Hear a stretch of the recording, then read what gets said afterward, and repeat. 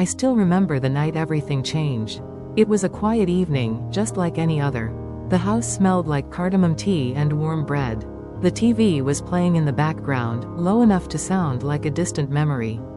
I sat by the window, knitting a scarf for winter, when I heard her voice, sharp, cold, cutting through the walls like a blade. Either she leaves, or I do. I froze. She wasn't yelling. She didn't need to. Her words were calm, steady, and final, like a door closing forever. I put down my knitting needle, my fingers trembling. I knew she was talking about me. My daughter-in-law had never liked my presence in their home, even though I tried every day to be light, small, invisible. I cooked quietly, cleaned quietly, even walked like I was afraid the floor would feel me. But still, I was too much. I heard my son respond, his voice soft, nervous. "Please, just calm down. We can talk about it."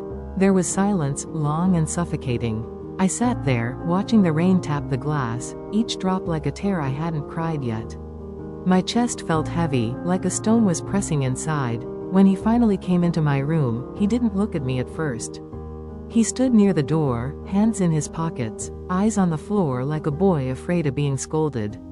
"Mom?" One word, just one, and my heart understood everything. I smiled instead of crying. I always smiled for him, even when it hurt. "It's all right," I said, trying to make my voice light, almost cheerful. "I think I overstayed anyway." He finally looked up, guilt in his eyes, conflict twisting inside him. He didn't ask me to stay. He didn't hold my hand. He didn't say, "You are my mother. No one can replace you." Instead, he just stood there, silent, and his silence was louder than any goodbye. That was the moment I realized, my place in his life had changed. Not by anger, not by fight, just by time, marriage, and the gentle shifting of priorities that nobody warns you about. And even though my heart cracked like old glass, I kept smiling. Because if a mother stops smiling, who will? Before that day, we were different. People think heartbreak happens like thunder, loud and sudden. But mine came quietly, like slow rain soaking into the earth. My son used to hold my hand while crossing the street. He'd run home from school yelling, "Mom, Mom, guess what happened today?" His laughter filled the house, like sunlight that never left. We were each other's small world. Just the two of us, holding life together after his father passed away too early. He was only 12. I was still learning how to be both mother and father. Some nights, he'd cry in bed when he thought I couldn't hear. Some nights, I'd cry too, pressing my face into a pillow so my tears had somewhere to hide. But we survived, together. I worked extra shifts, stood in long lines, skipped meals so he didn't have to. I never told him. Mothers don't tell. We just do, quietly, like breathing. He grew up tall, gentle, kind.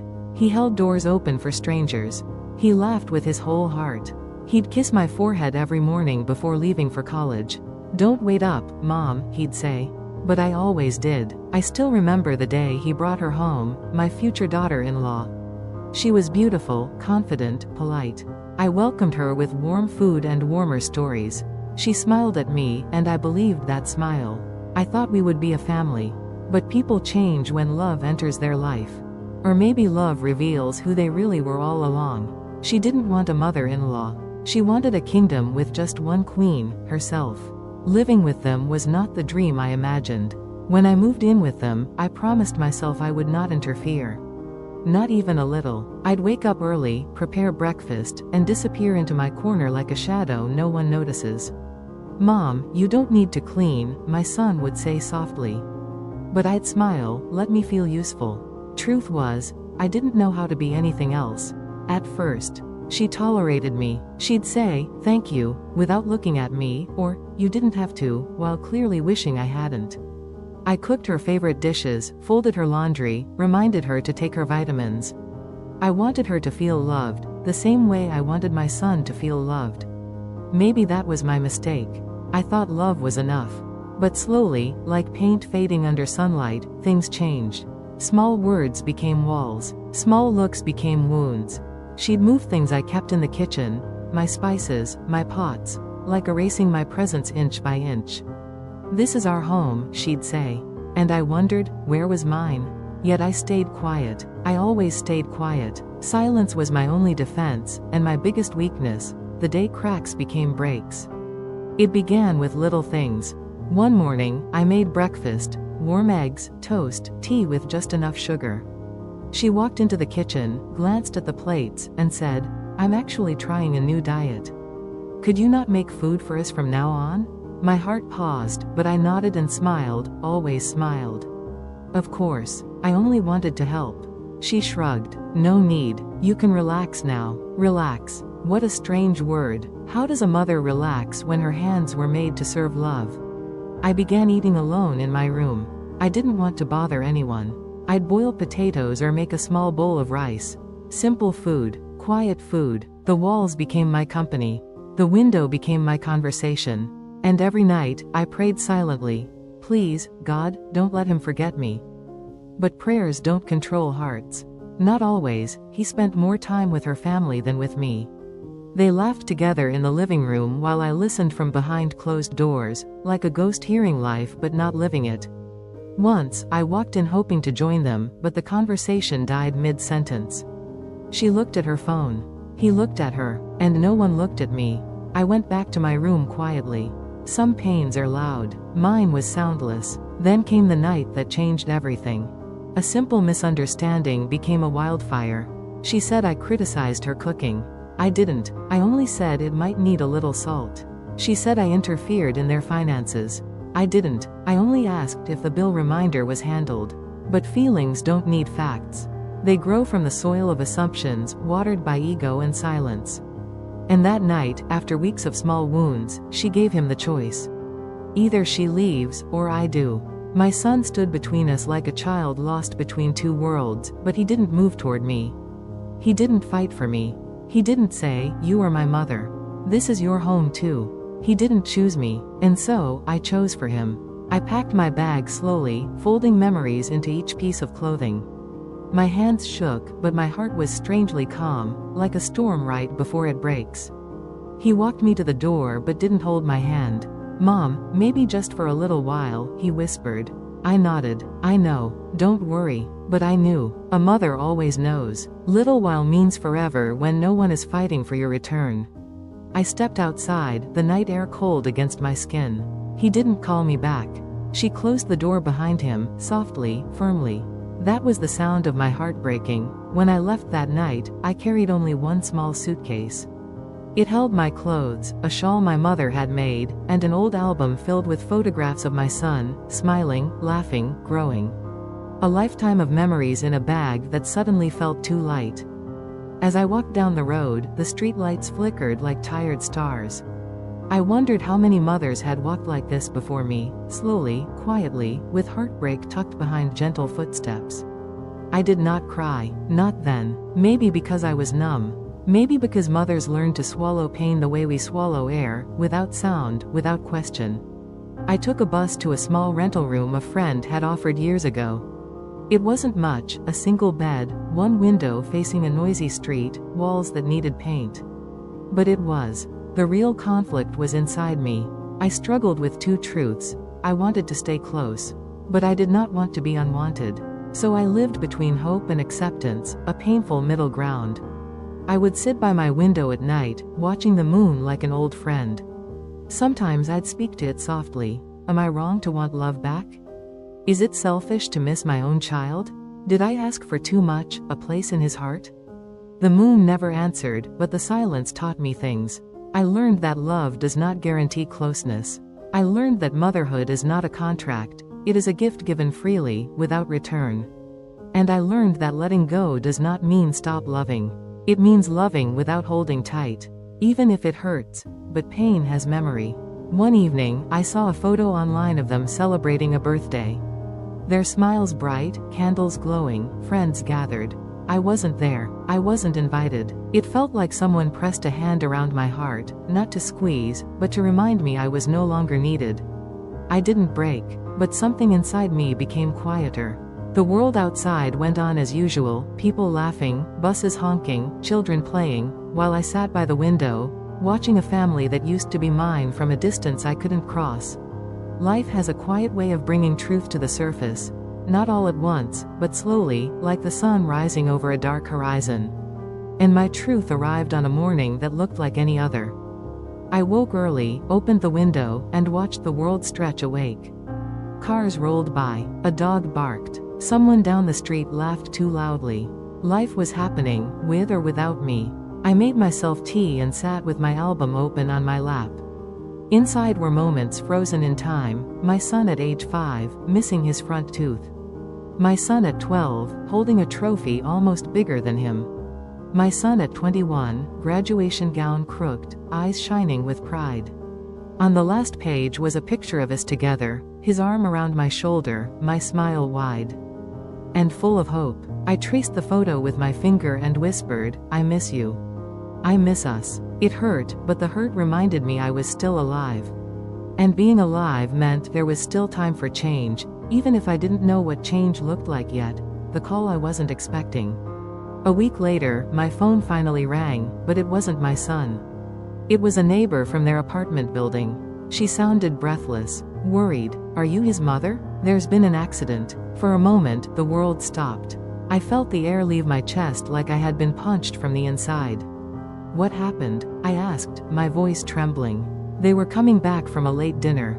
His wife is fine, just shaken. But your son, he's in the hospital. You should come." I didn't remember how I grabbed my purse. I didn't remember locking the door. I didn't remember the bus ride. My body moved faster than thought, like instinct, like love. When I reached the hospital, the smell of antiseptic hit me first. Cold, sharp, unforgiving. I walked down the hallway, my heart pounding with every step. My mind kept repeating the same prayer. "Please let him be okay. Please." I found them in a waiting room. My daughter-in-law sat with her head in her hands. Her makeup was smeared. Her shoulders shook. When she looked up and saw me, she didn't argue, didn't speak, didn't push me away. She just broke into tears, the kind you don't hide.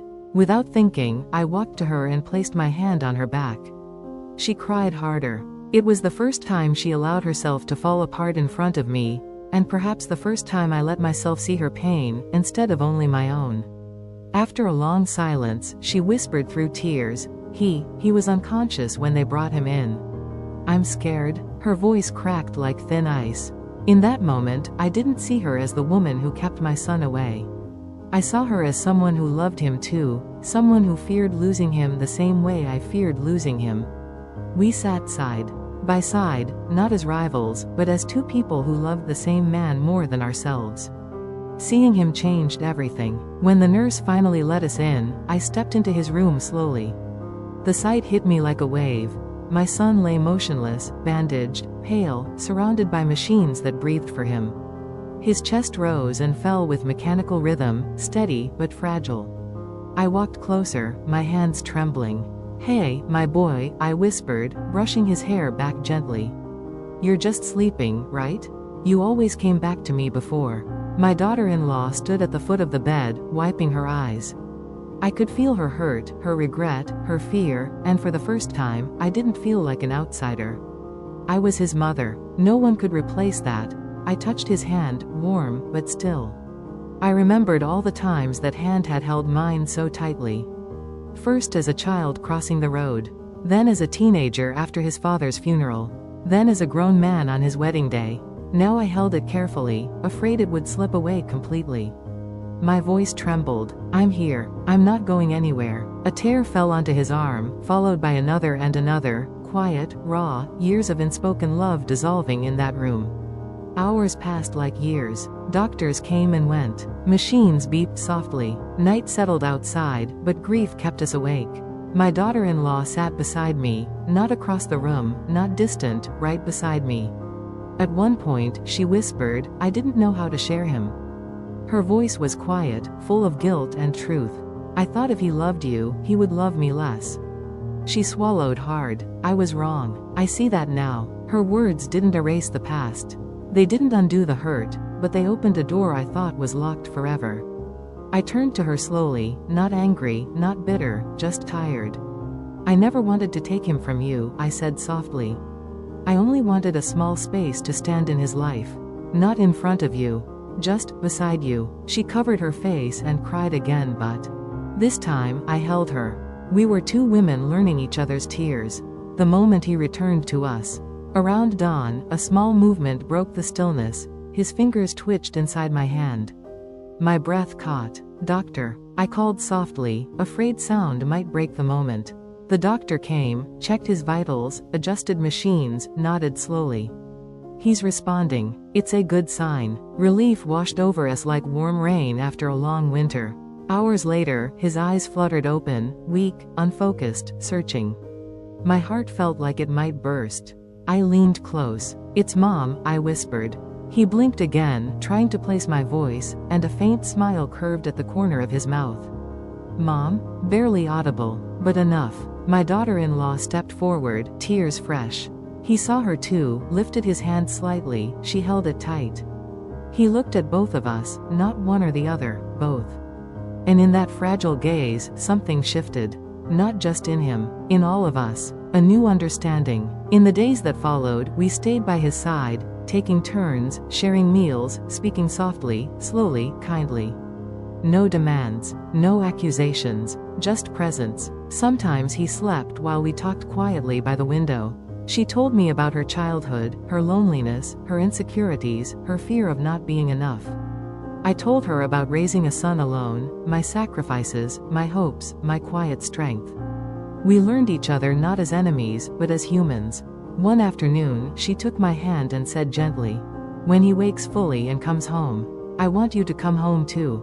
I paused, not because I doubted her, but because the words felt like healing I never expected. "I would like that," I replied softly. And I meant it, not as someone returning defeated, but as someone returning understood. The morning after the turn of events, the house felt strangely calm. No shouting, no tension, no silent resentment floating in the air. Instead, there was a quiet understanding, the kind that grows only after people break, bend, and finally learn to speak their truth. The son knocked gently on his mother's door, something he hadn't done in years. Not barging in, not demanding, not assuming she owed him more. Just a knock. When she opened the door, he didn't offer excuses. He offered effort. "Mom, I can't change the past. But I want to do better now, with you." The mother, heart bruised but beating stronger than ever, didn't rush to forgive. She didn't sweep years of pain under a rug just to keep peace. But she stepped aside and welcomed him in, because healing requires opening a door, not keeping it locked forever. They talked, really talked, for hours. About childhood expectations, about love expressed in chores instead of words, about loneliness disguised as independence, about mistakes that can't be undone, but can be learned from. Tears were shed, some from regret, some from relief, and many from hope. Slowly, they rebuilt routines with respect woven into them. He helped her around the house without waiting to be asked. She shared her worries instead of holding them in until they became storms. They cooked meals together, laughed over burnt chapati edges, and made new memories on top of old scars. Their home wasn't perfect, but it was warm again.